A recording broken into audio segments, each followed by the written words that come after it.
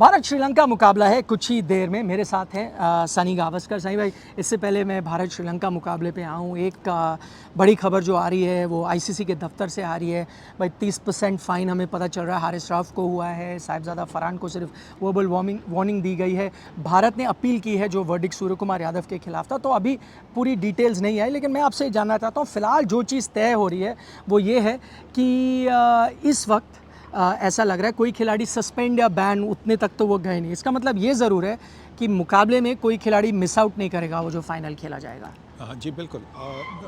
लगता है कि जो टीमें हैं मतलब पूरी तरह से पूरे 14 या 15 जो आपका स्क्वाड है पूरा अवेलेबल होगा, बारिंग इंजरी आजकल में जो अगर कोई इंजरी हो गई तो। और इसका मतलब है कि कोई टीम ये नहीं कह सकती कि भाई हमारी टीम वालों को किसी को नहीं खिलाया इसीलिए ऐसा रिज़ल्ट हुआ। तो ये एक अच्छी बात है, पर फिर भी मैं समझता हूँ कि जो क्रिकेट में हमने देखा पिछले रविवार को वो होना नहीं चाहिए वैसा। ये क्रिकेट के मैदान पे आप की जो बातें होनी चाहिए वो सिर्फ बल्ले से और गेंद से होनी चाहिए। तो फिर आपको ठीक लगता है एक को वर्बल दिया गया है, एक को 30%, जिस तरह को आप कह रहे हो ठीक नहीं था, तो क्या इस तरह की क्वांटम ऑफ पनिशमेंट ठीक है, 30% फ़ाइन या फिर मैच बैन वगैरह सोचना चाहिए था? जी देखिए, राउफ को जो बैनिंग हुआ क्योंकि वो उन्होंने बातें की थी, गाली गलौच हुआ जो भी है। फरहान ने बातें नहीं की, फरहान ने एक सेलिब्रेशन किया जो वो कहते हैं कि उन वो करते नहीं कभी, पर उस बार जो उनके मन में आ गया वैसा। अभी उन्होंने कहा है कि मैं पठान हूँ तो हमारे यहाँ तो ये नॉर्मल है, मैं कोई पॉलिटिकल रेफरेंस नहीं करा था, हमारे यहाँ तो शादी में भी ऐसे बंदूक उड़ाते हैं, तो मैंने बस सेलिब्रेशन वैसा ही किया। हाँ, तो इसीलिए शायद उनको फ़ाइन नहीं किया होगा। पर जैसा मैं कहते आया हूँ कि जो बातचीत अगर होनी है ना, सिर्फ बल्ला और गेंद उनसे बातें होनी चाहिए, मुंह से बातें नहीं होनी चाहिए।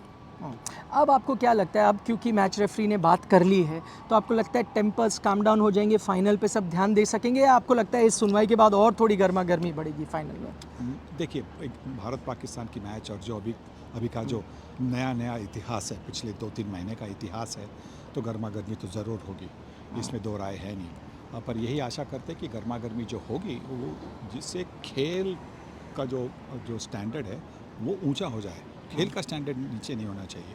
बिहेवियर का स्टैंडर्ड हमने देखा है, बिहेवियर का स्टैंडर्ड तो नीचे हो गया, वो शायद अभी नीचे नहीं होगा और नीचे नहीं जाएगा, यही आशा करते। पर खेल का स्टैंडर्ड शायद इसी की वजह से शायद और ऊपर होगा कि दोनों टीमें चाहेगी कि हम देखो, हमारे साथ जो हुआ वो उसको भूलकर हम आज के मैच में कुछ नया अंदाज दिखाने आए। क्रिकेट के अब संदर्भ में बात करता हूँ।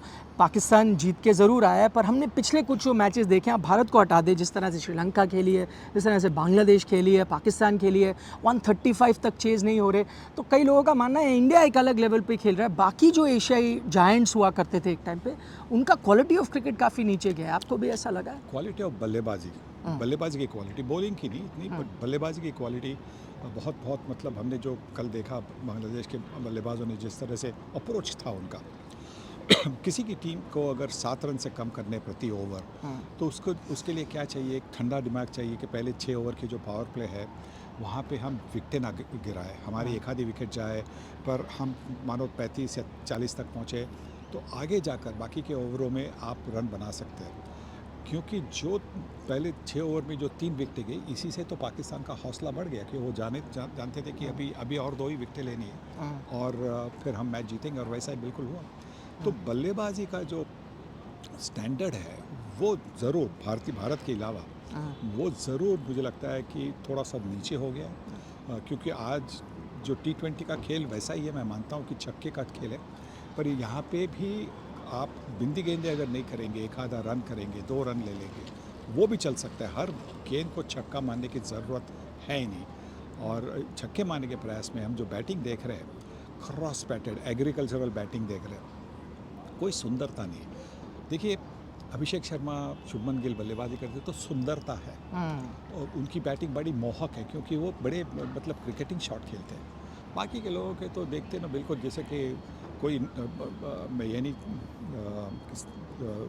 डिसरिस्पेक्ट नहीं दिखाना चाहता हूँ एग्रीकल्चर जब मैं बात करता हूँ, क्योंकि एग्रीकल्चरल शॉट ये पुराना टर्म है। तो I don't mean any disrespect to those who are in agriculture, पर वैसे शॉट में क्या मज़ा आता है, कुछ नहीं, किसी को भी अच्छा नहीं लगता। बॉलर को तो अच्छा नहीं लगता अगर कनेक्ट हो गया, वैसे तो अच्छा लगता है क्योंकि उनको विकेटें मिल रही है। ये आपने बड़ी दिलचस्प बात की सही भाई। तो अभिषेक और जो शुभमन दिखा रहे हैं कि तेज़ आप खेल सकते हो, लेकिन उसके लिए ये आड़े टेढ़े शॉट लगाने की जरूरत है। अच्छे खेल के भी आप तेज़ खेल सकते हो, वो भारतीय बल्लेबाज आपने सही दिखा रहे हैं।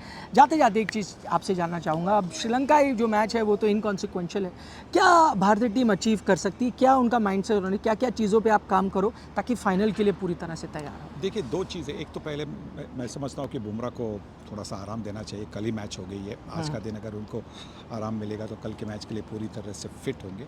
हार्दिक पांड्या ने भी पूरी सारे मैचेस के लिए उन्होंने अच्छी बल्लेबाजी की है, बॉलिंग का भी रिदम उनका अच्छा है, तो शायद उनको भी अगर आराम दे तो हर्षित और अर्शदीप दोनों खेल सकते हैं, उनको भी मौका मिलेगा श्रीलंका के खिलाफ अपनी काबिलियत दिखाने के लिए।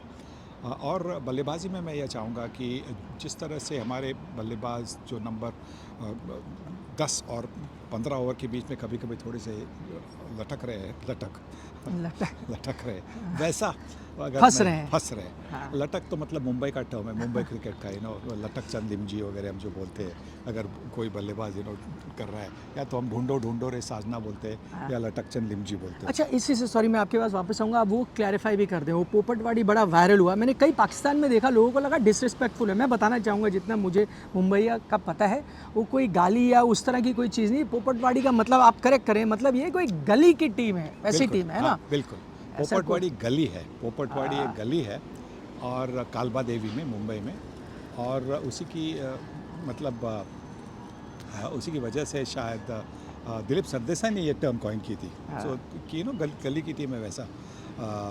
और देखिए, अगर आप 2 मैचेस देखेंगे भारत के खिलाफ, जिस तरह से पाकिस्तान का प्रदर्शन हुआ, तो वहाँ पे ऐसा नहीं लग रहा था कि वो बड़े अच्छी इंटरनेशनल टीम है। और मैंने क्लैरिफाई भी किया था कि इसके पहले वाली जो पाकिस्तानी टीमें थी हार भी गई, पर ऐसा कभी नहीं लगा कि वो कभी चैलेंज नहीं करती थी। ये 2 मैचेस हो गए, यहाँ पे ऐसा कभी नहीं लगा कि पाकिस्तान टीम ने सीरियसली चैलेंज किया, और इसी की वजह से पहले मैच के बारे में मैंने वो कहा था, कोई डिसरिस्पेक्ट नहीं, पर यही है। चलिए सही भाई, बहुत बहुत शुक्रिया बात करने के लिए। आप लोगों को अगली बार मैं पोपटवाड़ी का जो बोर्ड है वो भी दिखाऊंगा। हाँ, वो तस्वीर दिखाएंगे, उनके पास प्रूफ भी है, वो दिखा सकते हैं कि पोपटवाड़ी सिर्फ ऐसा है, उन्होंने कहा नहीं। और ये कोई डेरोगेटरी टर्म नहीं है, मैं आप लोगों को बता दूं, उनका कहने का मतलब था। मैं तो समझ गया, बट कई लोग हैं जिनको पता नहीं है मुंबईया में कैसे वो जो भाषा है उसमें क्या क्या चीज़ें बोली जाती हैं, मजाक में कई चीज़ें बोली जाती हैं। तो उसमें वो तस्वीर एक्चुअली अभी इस वक्त वो ढूंढ रहे हैं तस्वीर। अगर वो तस्वीर मिल गई तो हम आपको एक सेकंड। हाँ, बिल्कुल बिल्कुल बिल्कुल।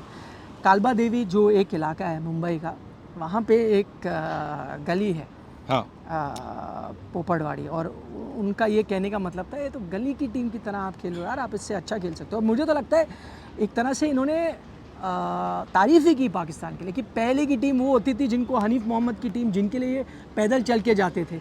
हाँ सही बात। और थोड़ा आगे लेके आइए, ये देखिए पोपटवाड़ी लिखा हुआ है, प्रूफ। थैंक यू सही भाई, thank you for putting the clarification. आप स्पोर्ट्स तक को सब्सक्राइब कर लीजिए सही भाई, आते रहेंगे लगातार लाइव। भारत पाकिस्तान संडे को मैच है, उसके लिए हमारे साथ जुड़े रहेंगे। सारी जो चीज़ें हैं, खबर है, कॉम्बिनेशन, सब आपके लिए हम यहाँ पर पेश करेंगे। फ़िलहाल इजाज़त दीजिए, बाय बाय।